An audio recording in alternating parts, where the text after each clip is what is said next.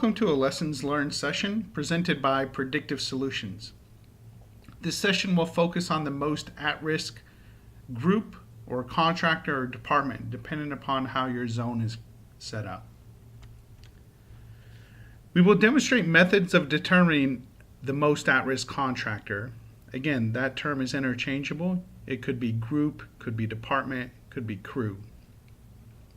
We will focus on the contractor summary report. Specifically, we will look at the at-risk count and address the index rating.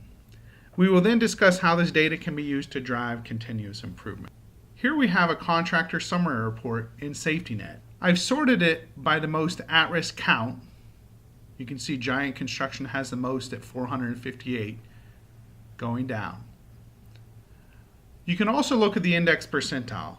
The easiest way to look at index percentile is the more stars, the less the risk compared to other contractors. So Giant Construction is in the 45th percentile, so about half the contractors have less risk, half have more risk.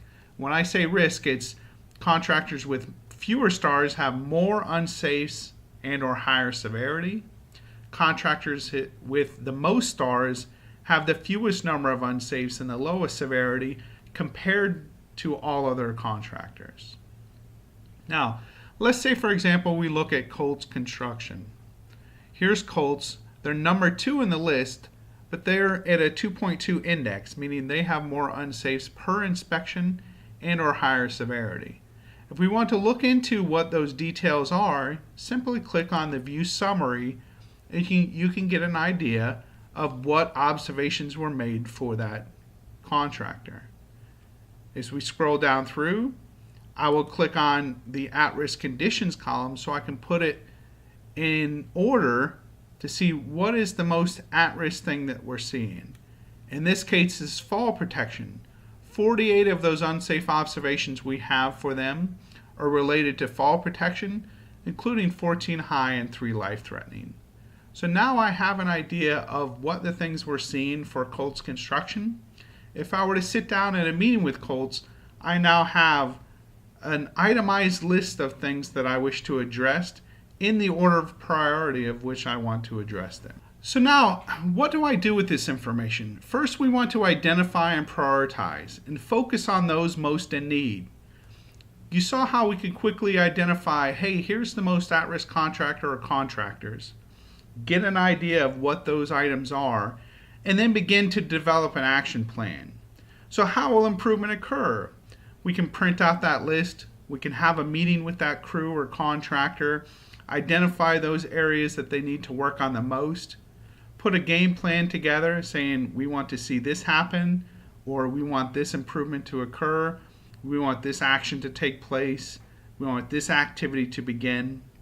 You want it to be specific, however. You don't want to be general. What we don't want to do is say, hey Colts, you're the most at-risk contractor, get better. It needs to be, hey Colts, you're having a big issue with fall protection. It's very high risk. We have a lot of incidents related to that are very significant. How are we specifically going to address that? Or are we going to have training? Are we going to have replace the foreman? Are we going to do something specific that will address that? So now once that action plan has been developed and you've worked with a contractor to come up with an idea of how you can improve going forward, you then measure that progress.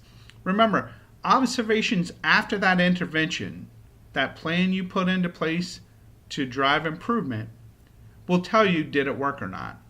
So the observations after that intervention will say more safe observations, fewer unsafe observations specific to the action plan. In this case for Colts, it was fall protection. So that is how you drive continuous improvement. That is how you predict and prevent injuries.